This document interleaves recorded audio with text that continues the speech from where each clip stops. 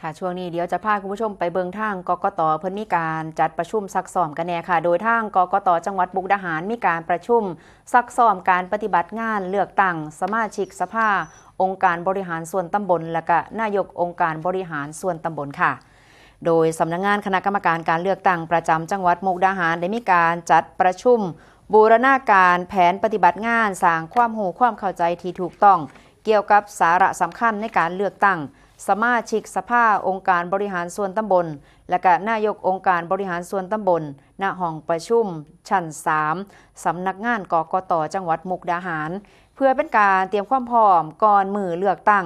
มีการบรรยายพิเศษโดยนายจักรินทร์ชาลีพุทธพงศ์เพิ่นเป็นผอ.กกต.จังหวัดมุกดาหารเพิ่นก็ได้เน้นย้ำเรื่องของการเฮ็ดงานให้โปร่งใสถูกต้องตามระเบียบการฝึกปฏิบัติขั้นตอนสำคัญไม่ว่าจะเป็นเรื่องของการจัดหน่วยเลือกตั้งการเปิดการปิดหีบการนับคะแนนและก็การจัดทำเรื่องของเอกสารการซักซ้อมแนวทางการรณรงค์ประชาสัมพันธ์และก็การเฮ็ดงานร่วมกับศูนย์ส่งเสริมพัฒนาประชาธิปไตยหรือว่าสสปชต.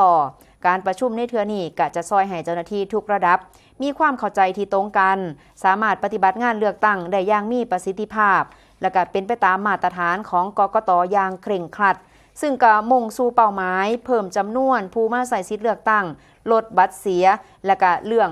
ร้องเรียนให้น้อยลงนั่นเองค่ะ